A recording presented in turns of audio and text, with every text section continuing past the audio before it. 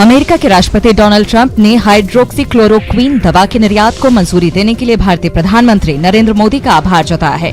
Trump ने कहा कि भारत ने इस संकट की घड़ी में जो हमारी मदद की है उसे कभी भुलाया नहीं जाएगा। ट्रंप ने पीएम मोदी से आग्रह किया था कि इस दवा के निर्यात पर लगा प्रतिबंध हटा लिया जाए, जिसे भारत ने स्वीकार कर लिया। इससे अमेरिका में लाखों कोरोना वायरस से जूझ रहे लोगों को मदद मिलेगी।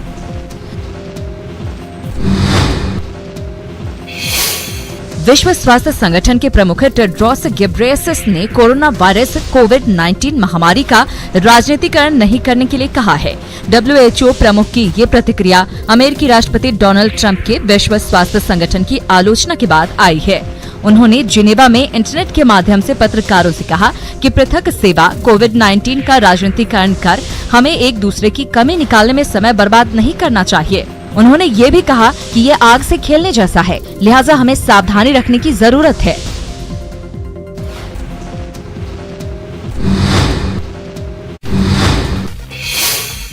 भारतीय टीम के पूर्व स्ट्रेंथ एंड कंडीशनिंग कोच रहे पैडी अपटन ने महेंद्र सिंह धोनी और विराट कोहली की कप्तानी में अंतर का खुलासा किया है।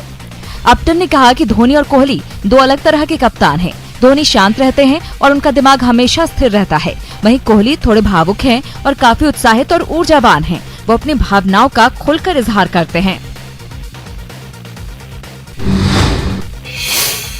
कोरोना वायरस की वजह से लॉकडाउन में रह रहे भारतीय क्रिकेटर्स की फिटनेस पर बीसीसीआई बराबर नजर रखे हुए है। भारतीय टीम मैनेजमेंट एक खास ऐप के जरिए रोजाना अपने खिलाड़ियों की फिटनेस परख रहा है। खिलाड़ियों को इस बंद में भी फिटनेस चार्ट दिया गया है। भारतीय टीम के पूर्व कोच और न्यूजीलैंड के पूर्व खिलाड़ी जॉन राइट इंग्लैंड के मशहूर डर्बीशायर काउंटी क्रिकेट क्लब के अध्यक्ष नियुक्त किए गए हैं। राइट पिछले 1 वर्ष से अध्यक्ष पद की जिम्मेदारी संभाल रहे हैरोल्ड रोड्स की जगह लेंगे। इससे पहले राइट इस क्लब में बतौर खिलाड़ी और कोच अपनी सेवाएं दे चुके हैं। पूर्व तेज गेंदबाज शोएब अख्तर ने कहा है कि ये वक्त है जब भारत और पाकिस्तान मिलकर इस कोरोना वायरस का सामना करें। पूर्व पाक बॉलर ने कहा कि दोनों देशों को इस बीमारी से लड़ने के लिए फंड की जरूरत है, इसलिए दोनों देशों को मैच खेलकर फंड जुटाना चाहिए। इस मुश्किल घड़ी में ये मानवता दिखाने का समय है। महामारी की वजह से रद्द हुए विंबलडन के इस सीजन के लिए ऑल इंग्लैंड क्लब को मोटी रकम बीमा के तौर पर मिलने वाली है। विंबलडन के आयोजक 100 मिलियन पाउंड से ज्यादा की रकम को बीमा कंपनी से हासिल करेंगे, जो भारतीय मुद्रा के हिसाब से 1000 करोड़ रुपए से ज्यादा बैठती है।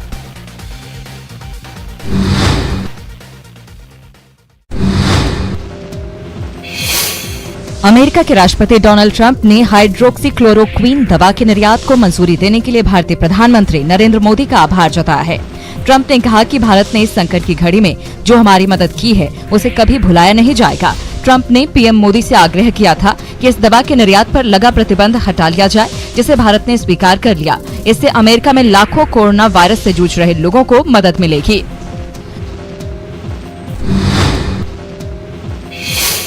विश्व स्वास्थ्य संगठन के प्रमुख टेड्रोस घेब्रेयेसस ने कोरोना वायरस कोविड-19 महामारी का राजनीतिकरण नहीं करने के लिए कहा है।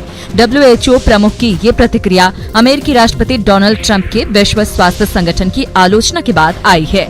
उन्होंने जिनेवा में इंटरनेट के माध्यम से पत्रकारों से कहा कि पृथक सेवा कोविड-19 का राजनीतिकरण कर हमें एक दूसरे की कमी निकालने में समय बर्बाद नहीं करना चाहिए। उन्होंने ये भी कहा कि ये आग से खेलने जैसा है, लिहाजा हमें सावधानी रखने की जरूरत है।